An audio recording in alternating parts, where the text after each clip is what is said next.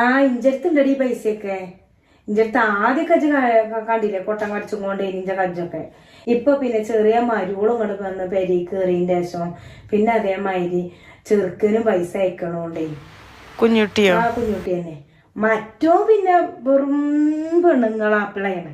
ഓനൊന്നിനും പറ്റൂല.